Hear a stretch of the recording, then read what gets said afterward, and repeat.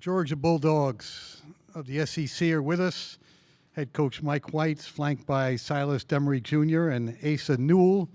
We're going to ask Mike to start off with a statement on this game just concluded, and then we'll go to questions for all three of the Bulldogs on the dais. Mike, please. Yeah, tough day, for our program, for this team, for these two guys. Didn't see that coming, didn't anticipate that outcome, obviously, especially the first 10 minutes of the game. Gonzaga's really good, perhaps underseeded. Anxious to watch their next game. They're terrific offensively. They were prepared defensively. We got off to a really rough start with some live ball turnovers, with them converting, from 2 and from 3. Dug ourselves a big hole. And in the second half, I thought we played more to our identity. I thought we played a lot better in the second 20. Unfortunately, they made some timely shots. They just did. They finished off 5 or 6 pretty good defensive possessions by us, with a made 15-foot floater or a made contested 3, and we just couldn't chip away at it more than we would have liked. But I can't fault in the second 20 our effort, our intensity, our resilience, like this group has been all year. They're a top 10 offense, and they prove that today. We wish them the best. At the end of the day, I just told our guys, this is my favorite group that I've been around as a whole in terms of people. We've just got a really special thing going with our culture, with our connectivity. These guys have really strong relationships with one another, and I can't lie. I'm down for these guys. I'm disappointed for them because they've worked really hard, gotten better. Just didn't see this coming like this. Love coaching these guys, these two in particular, as much as anyone that I've coached. Asa Newell could have gone anywhere in the country, and he came to the University of Georgia to help Georgia get to an NCAA tournament, and that's what he did. Silas Demary, in the past month, has played as well as just about any guard in college basketball. Decided to elevate his play, be more aggressive offensively. Probably should have been all-league, should have been all-SEC defensive team.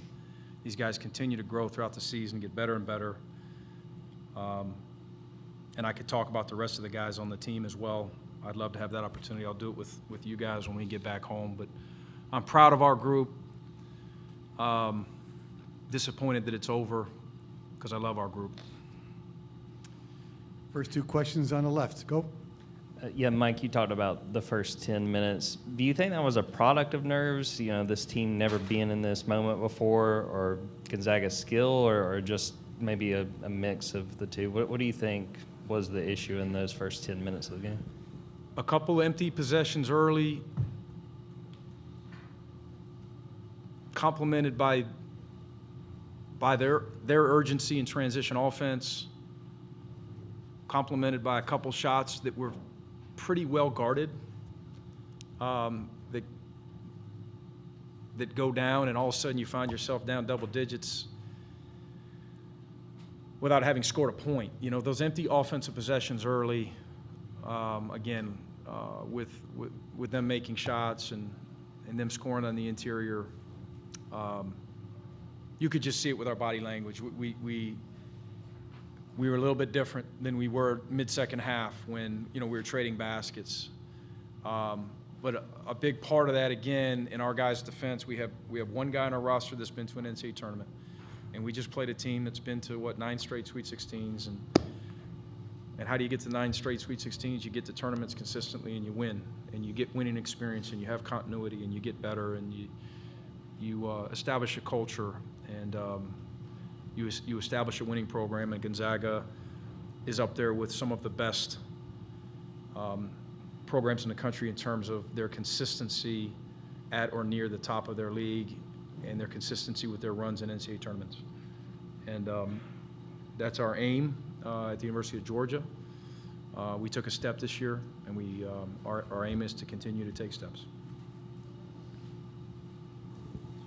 Yeah, this is for Silas. Obviously, today doesn't go the way that you wanted it to, but moving forward, what does Georgia have to continue to do to make this a more regular occurrence where you guys are getting in the tournament and then building those steps to making a, not a Gonzaga type run necessarily, but getting to a standard like that? I'd probably just say just keep the confidence growing. Obviously, this year, nobody expected us to be here. So I think just building off this year and knowing the confidence that we can get here, believing in our coaches, and then mainly believing in ourselves. I feel like if you don't believe in yourself, you're never going to get anywhere in life. So I think just being able to get back to the drawing board, obviously it's tough when we lost today, but learn from it. And then when guys come in next year, the next recruiting class and the freshmen that come in, like, be serious from the jump. Like, June 1st, we gotta be locked in. Our main goal is March Madness, but like we said, our mantra has been growth every day, one day at a time.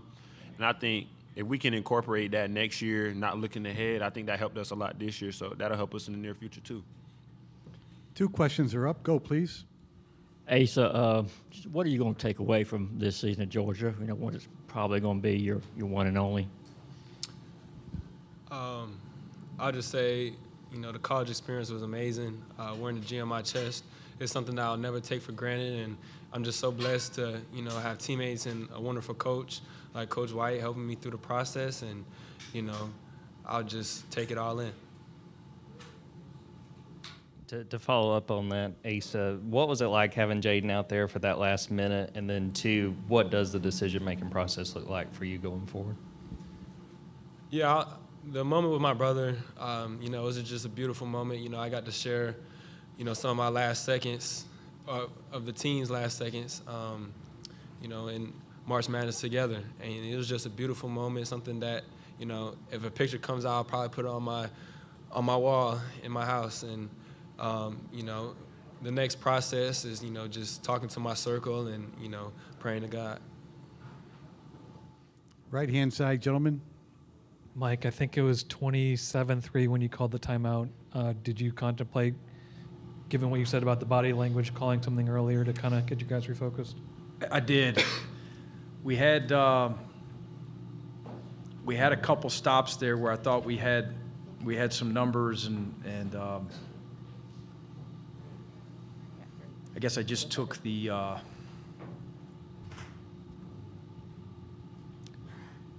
thought a couple of those possessions, 1 or 2 of those possessions, we might have got a score to kind of settle this in a little bit. At that point, though, it was time to take one.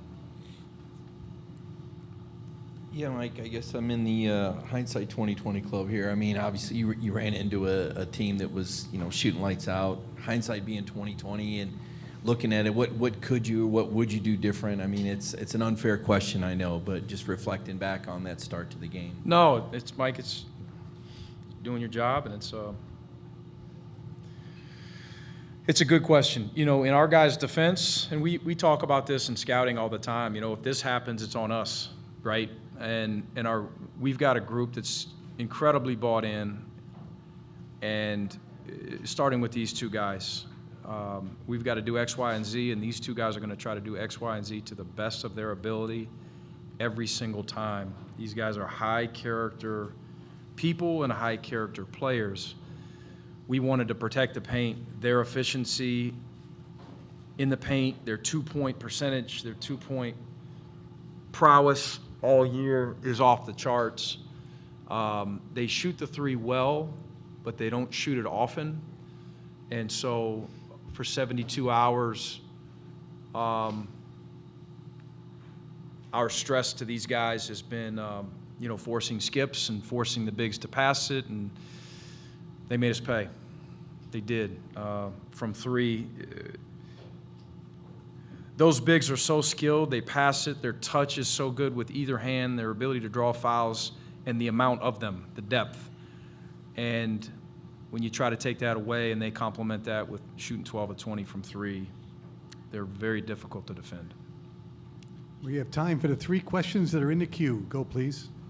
Yeah, Mike, you talk about setting a culture and how this team has done that. Going forward, what do you want to see and what do you need to do to help make this a more consistent process in terms of getting to the NCAA tournament?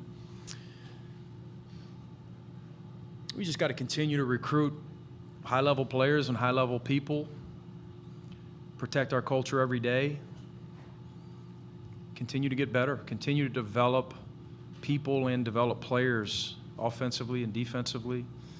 I think we generated some excitement this year with our recruiting base.